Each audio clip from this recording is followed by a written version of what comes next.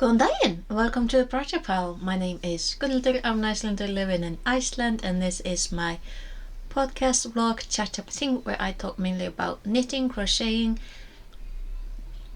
yarn, anything fiber related, because it's really interesting to learn more about things that that threat ran away with me. And yeah, that's that. It's called a project pile because I have projects, they are on piles, and I just keep adding to them. Because of course I do. I also talk about quite a bit about the weather. And actually it's 20 minutes to 1 this Sunday. I was gonna film this a little earlier, but listen. I can't even finish my intro because listen. I postponed the filming because I finally got to see the sun. So I live in the eastern parts of Iceland. I live in the eastern fjords, and the one thing that we here in the deeper fjords have in common with the people of the western fjords of Iceland is that for about a month, maybe 2 months each winter, we don't see the sun. Like, we literally do not see the sun. So when we finally do see the sun, and I actually have a little bit of shadow right now.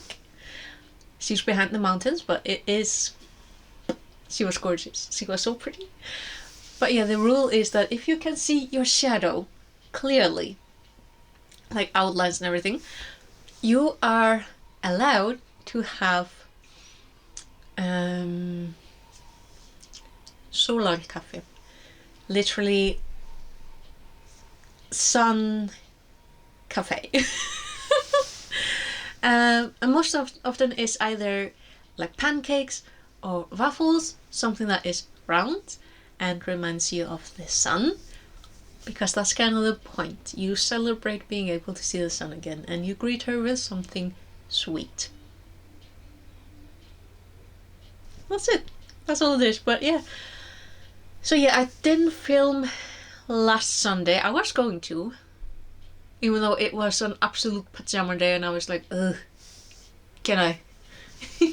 Because sometimes I do get lazy.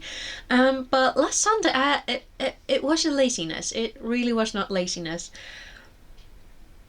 So I woke up somewhere around 8 in the morning, which is not unusual for me on weekdays or on the weekends. And when I say that it turned into a pajama day, I think I'm not exaggerating. I cannot remember if I put any proper clothes on. Because, well, as some of you may know, there was yet another volcanic eruption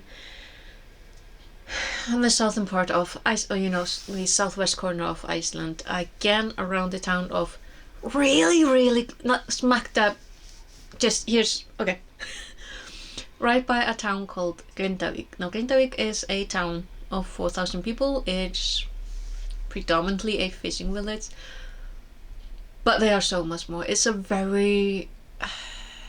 strong social town. They have a very strong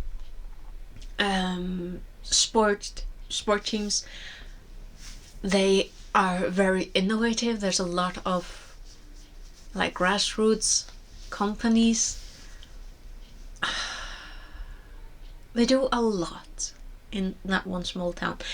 And that morning a week ago, we got the news, and of course extra news, that the eruption had begun again, and this time it managed to reach the town. Now fortunately, the damage was 3 houses. No people, no animals that I've heard of. So it really went, I mean, it was the worst possible situation, and the one thing that everyone was hoping would not happen. So of course that's what happened. But on the bright side, no one was lost. We didn't lose a single person. And the houses that burned down, I think that was actually a new neighborhood that they were building up.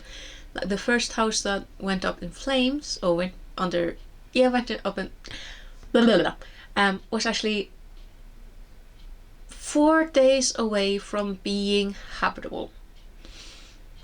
So yeah, like the owners just literally sat watching the live stream, and just watched their new house burn up, and were like, because on top of that, that same family, they've been renting an apartment for the past, I don't know, year, while the house was being built. And that apartment got heavily damaged in the earthquakes past November, so it's like, Now, when I say that no one was lost in the eruption, that is true. However, there was one person lost in the week preceding. And that was a man who was working on filling up the cracks that have been, forming all over the town after the earthquakes. So there were teams going around filling up the cracks. And as far as I can understand, there were always minimum pairs, right? So there were 2 guys working together, filling up, these holes and these cracks. And one of the men, he goes to pick up more material to use. But when he comes back, he can't find his co-worker. And they ended up, I think they were searching for about 3 days, and they couldn't find him, because as it turns out, now I haven't really seen pictures, and I don't really feel like I can handle looking them up, because I'm just going to get even sadder, because they weren't able to find him, and these were people who probably knew him. So, and it turns out that they were working on this like hole and filling it up, and this hole that he probably fell down, it turned out that there was this, I think I heard like 20 to 40 meter long drop, like just an opening in the ground. And they put a lot of work, I think maximum there were like 200 people working around the clock trying to find him. They were using trucks, they were using they used the fire trucks, because they have this like basket that they can put down to try and stay safe while looking for him. And they used this type landing plank from a ship to get the safer passage down when they had secured the edges and the walls of the crack. And then it turns out that at the bottom of this big crack, there was about 17-meter deep water. The only thing that they found were some tools. So yeah, there has been a life lost to these dang things. So yeah, so unfortunately that's life. But yeah, happier notes. So this, I've been talking about for the past years, we have been so extremely fortunate here in Iceland, all the things considered. This is a country that is very, very alive. We have, like the avalanche that we had here April last year. It did hit those 2 houses, and it did do a lot of damage, but the fact that we didn't lose a single person. Losing someone to natural disasters is ridiculously rare when you come to think about it. Yeah, we are a micronation. There aren't that many people around, but still, all things considered, and all things considered, with the past eruptions, with the lava flows where people have been literally walking across fresh lava, and no one has been harmed in that way. People have fallen on the path and broken their legs and arms and hands, but no one has lost their lives until now because of literally the earth having a big hole. And these 3 houses that burned due to the lava. But on the other hand, there wasn't anyone inside. So there were people in Grindavík at the time.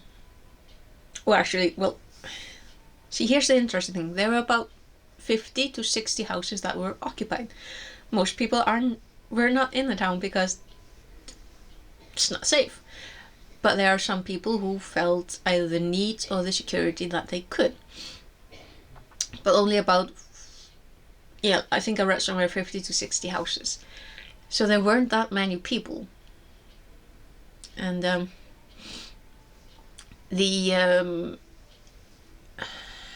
what do you call it? Like the emergency,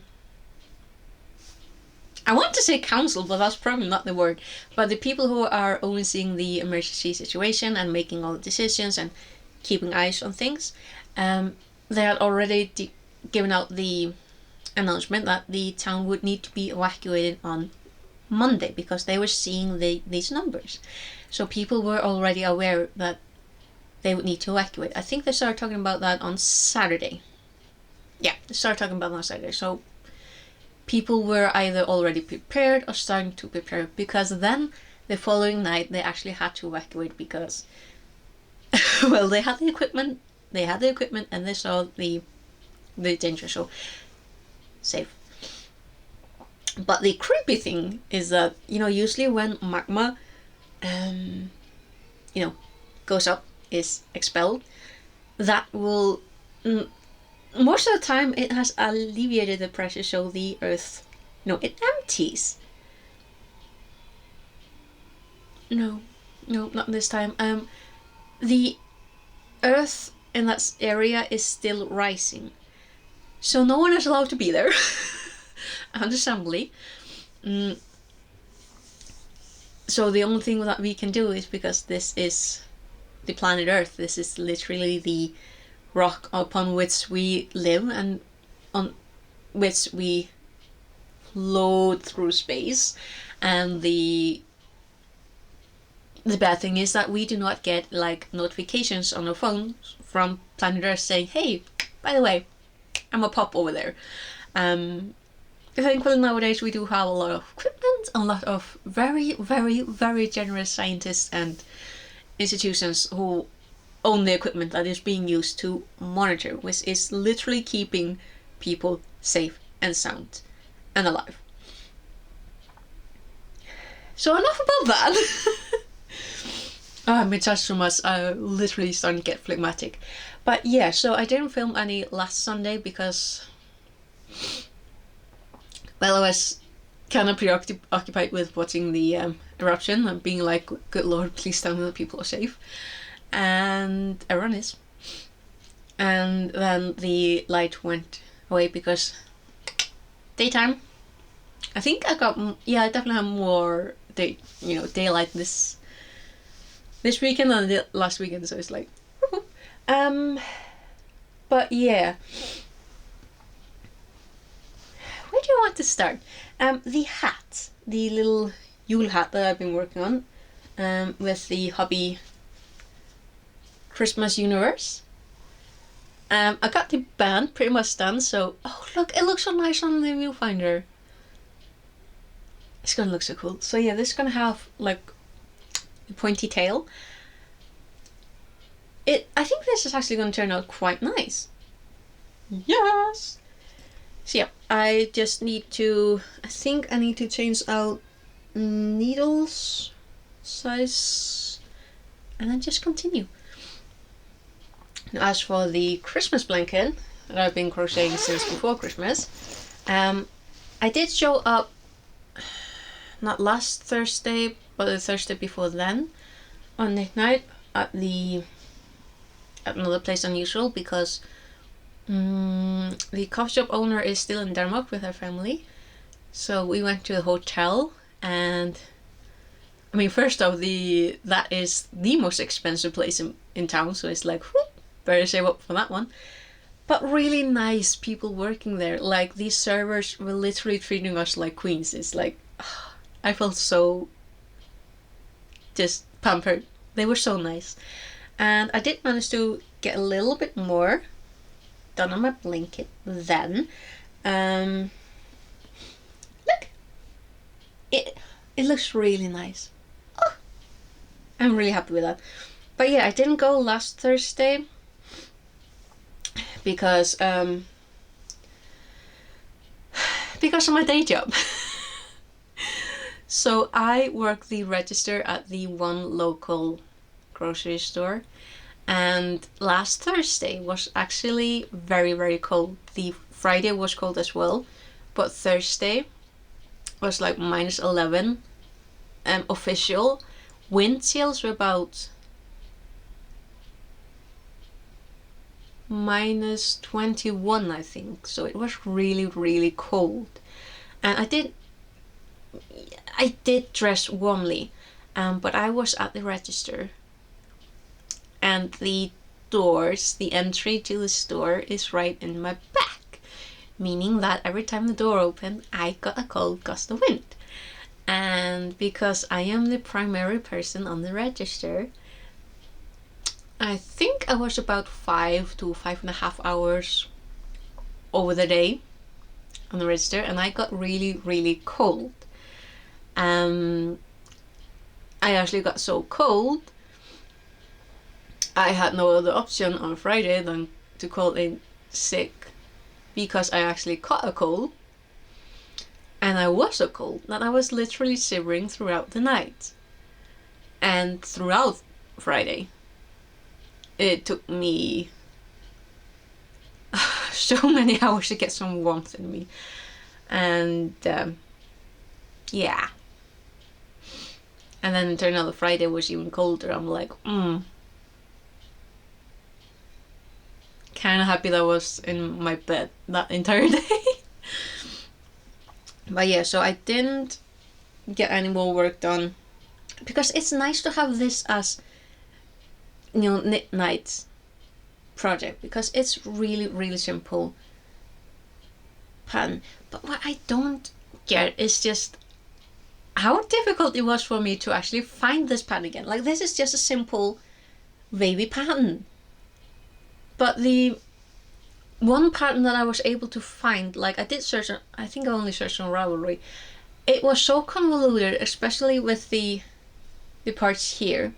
Like, you kind of had to like make swirly this and do this and that. It's just a little more complicated, and it just didn't turn out nice. And then it turns out I actually had this pattern on my PC, and it's Lion Brand one. Like, you literally just download a file that has both a knitter's version and a crocheter's version. And I had completely forgotten about it until I just, gave up on the other pattern. I was like, gonna search through my files and found this. So I'm really happy with that. I think, judging by the sizes of the, forgot to tell you, it's a Christmas acrylic. This is a nice acrylic. Like, it doesn't squeak, it's just soft. Like, it doesn't squeak. Because acrylic isn't just acrylic.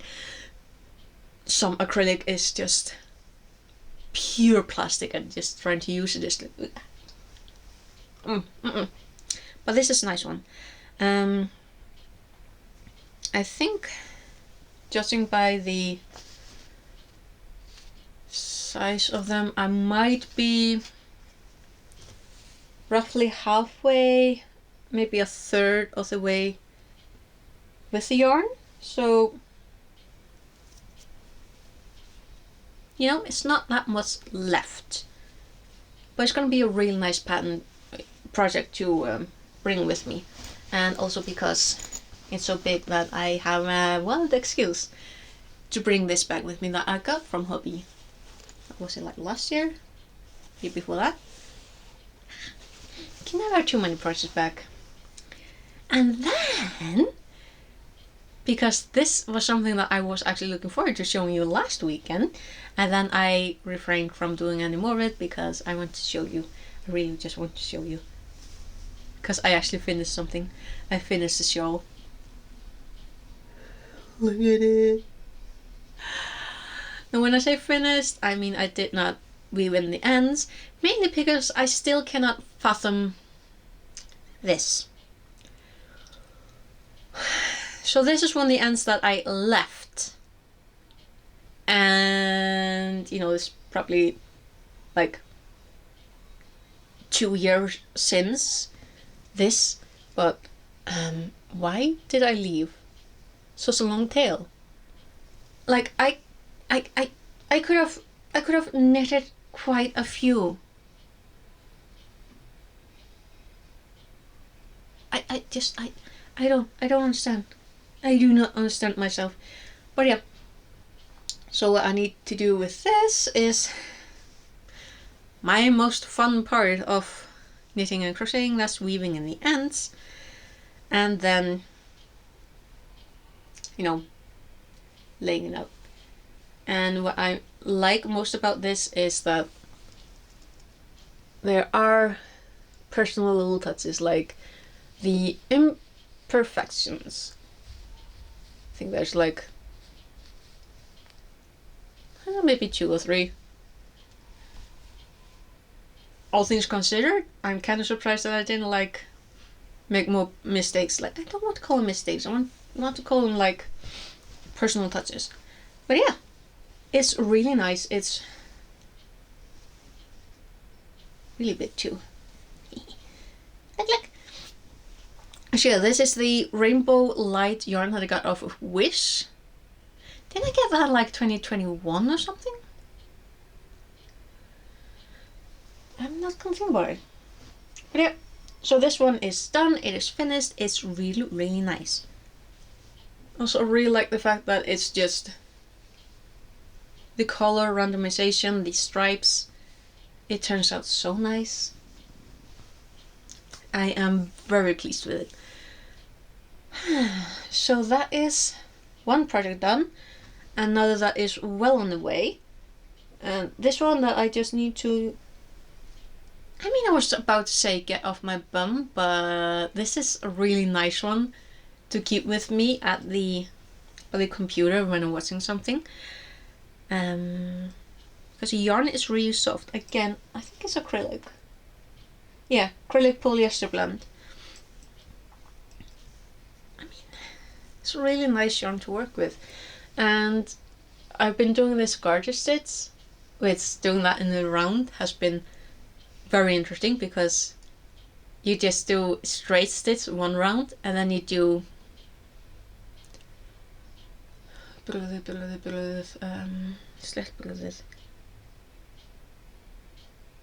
purled? I think it's purled. I'm gonna say purled. Yeah, you do one round straight and one the other way. So I've got about 7 centimeters done, which I think...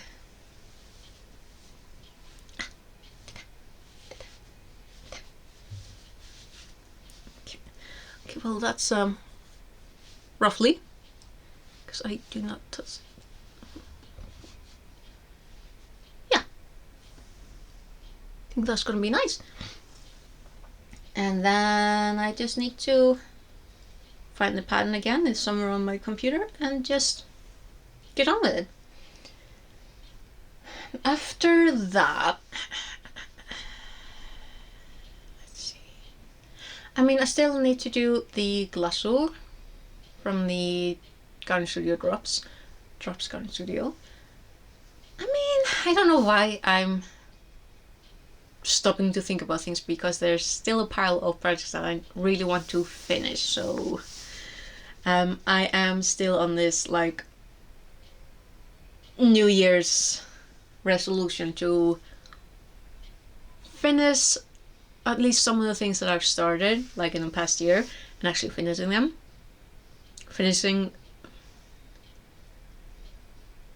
finishing the things and actually finishing them. Wow, grammar. But yeah, because I have so many wonderful projects that I've started, I haven't finished them, but I want to use them and I want to be wearing them. I'm like, why haven't I finished them? Because brain. So I think probably after I finish the hat, I think the next is that I'm going to finish the crocheted cardigans.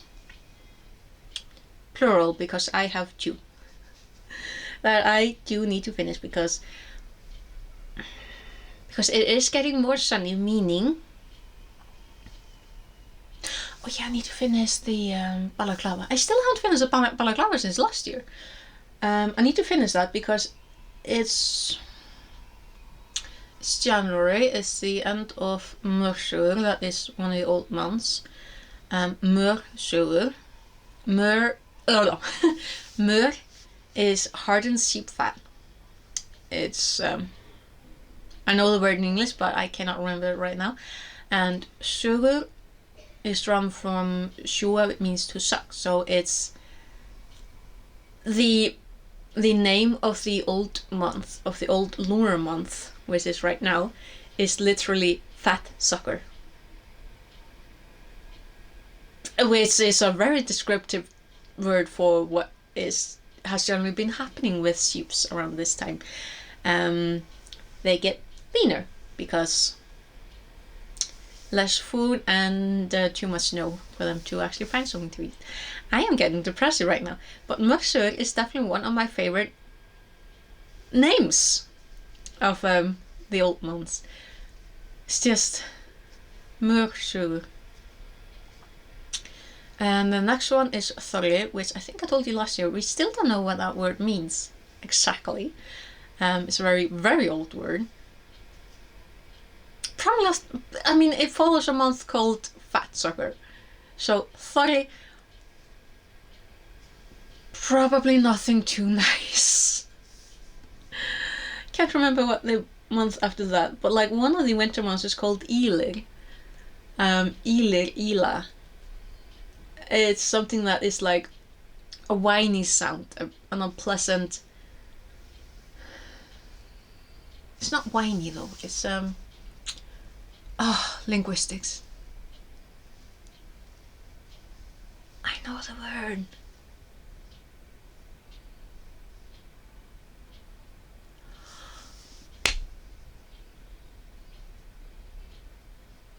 Okay, like when you are either reading a very, very gothic novel about wind blowing through mountain peaks, or you're watching a movie where there's maybe a scene or 2 or 30 where people are crossing a mountain path or something and the wind does that like whistling sound. Whistling.